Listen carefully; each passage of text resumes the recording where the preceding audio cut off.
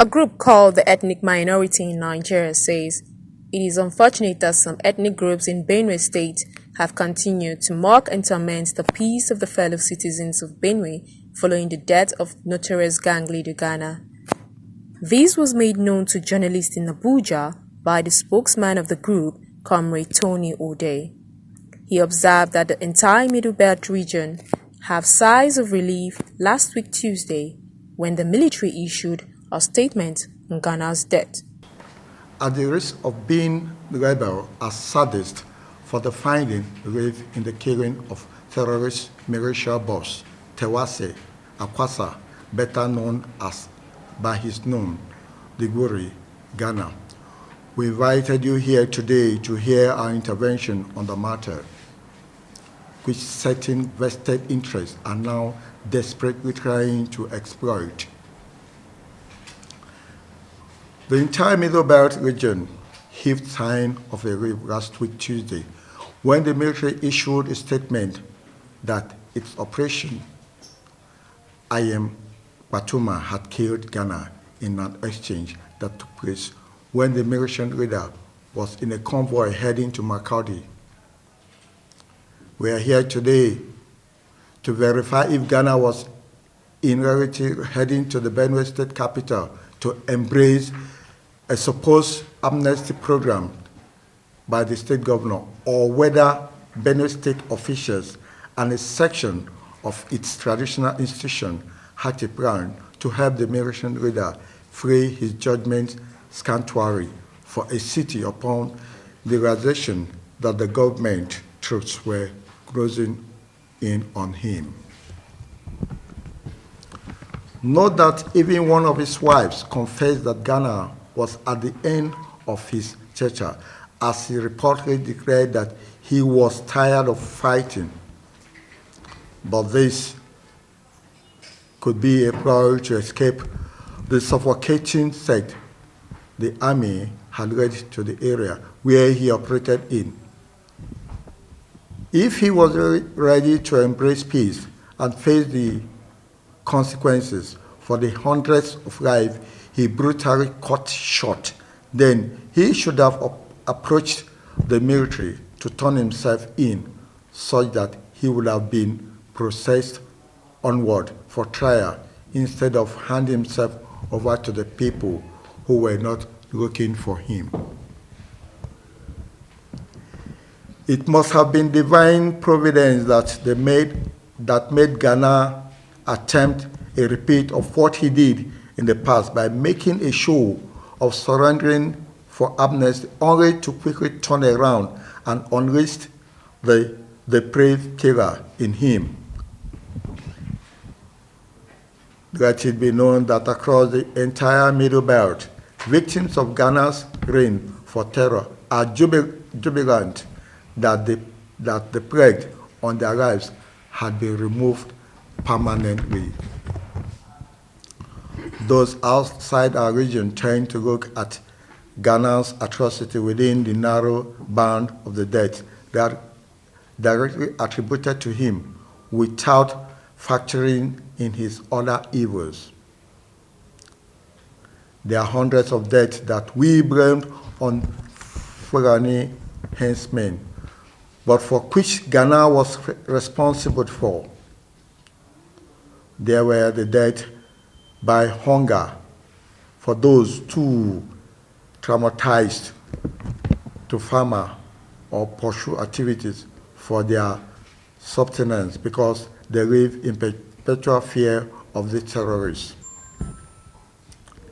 And not to be left out are the deaths arising from poor governance, because the culture and upright people that should take part in politics in the area were in dread of being assassinated by the militant boss, Ghana. These were concerns that went beyond the borders of Benue State and spilled into the entire Middle Belt. This spillover had on several occasions almost caused interstate frictions or crises, but for the maturity and accommodating nature of the affected neighboring states.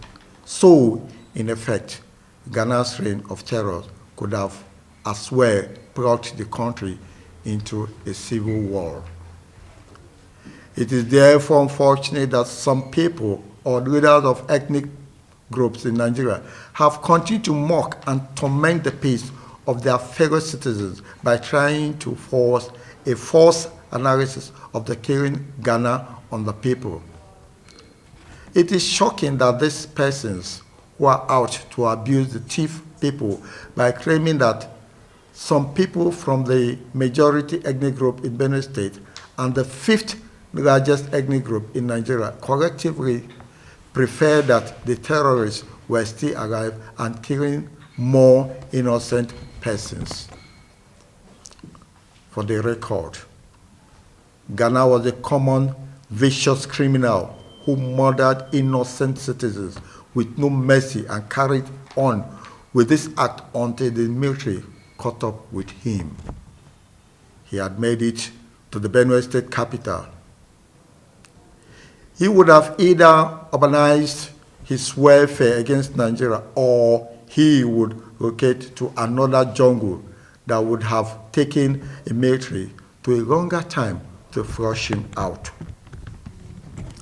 Gana's death at the hands of the Nigerian troops, who had almost done everything to keep the country safe and secure, has nothing to do with extrajudicial killing, as those who truly know Gana know that he has possessed diabolical powers which he uses to kill his victim in a twinkle of an eye.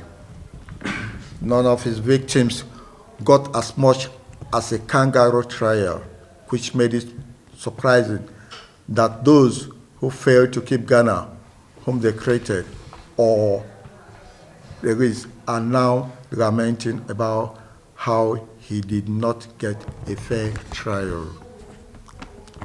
The essence of the amnesty program that was designer's package for Ghana was to start another round of ethnic and politically masterminded killing in Benue, Taraba, and Nasarawa states. Only those who have not heard enough of Ghana's atrocity, we pray that he lived for another day after sustaining serious degrees injuries from his encounter with the troops. Our response to those causing unnecessary provocation with their Ghana worship is that they should desist from this exercise as they risk creating a cult worship for a mass murderer. That is no example to set in a country that is very in need of a good example in peace building. We wish to call on the Nigerian people to disregard the noise and join people of minority ethnic nationalities to celebrate the death of Ghana. We further call on the people to review their relationship and see a good reason to live together as one family from now on.